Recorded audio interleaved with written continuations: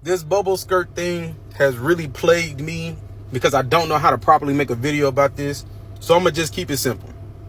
There are two things that we need to understand when it comes to modesty. One, modesty applies to both men and women. So in terms of keeping your body to yourself, keeping your revealing and your sexual prowess, or whatever we want to call it, that influence we think we have, we need to be modest when we post on the internet, men and women, when we wear our clothes, men and women, and we need to be cognizant of what we see and what we're putting ourselves out there to be seen as, right? Like, there's no reason that a man should be wearing a super tight pair of sweatpants to show his wiener print, no more than there should be women wearing bubble skirts that show their booties.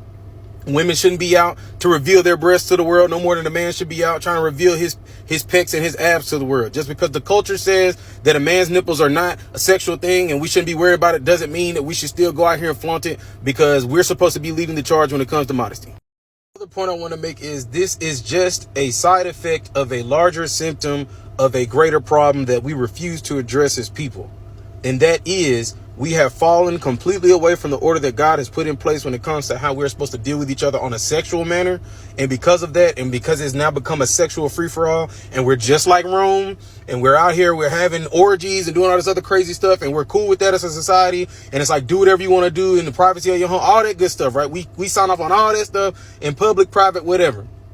And then we wonder why relations in terms of how we see each other, male and female, and how we see us in relation to kids has been blurred and has been tainted. And why we're seeing so many people try to advocate for things that we know is wrong.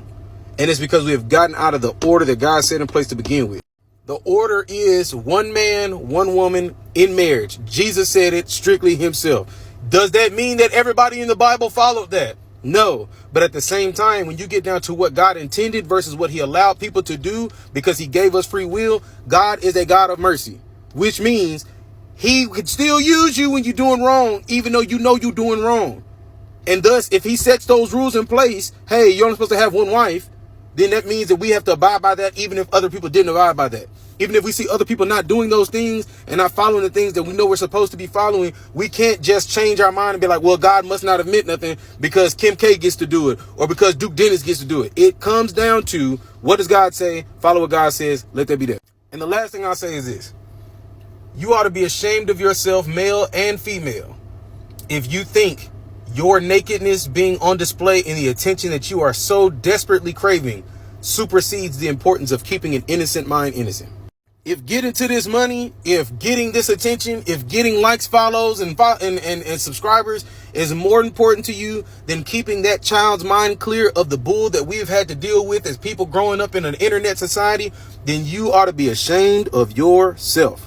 Because there seems to be nowhere that a child can go that is safe from predators, and you as a person who claims to not be a predator are doing very predatory things.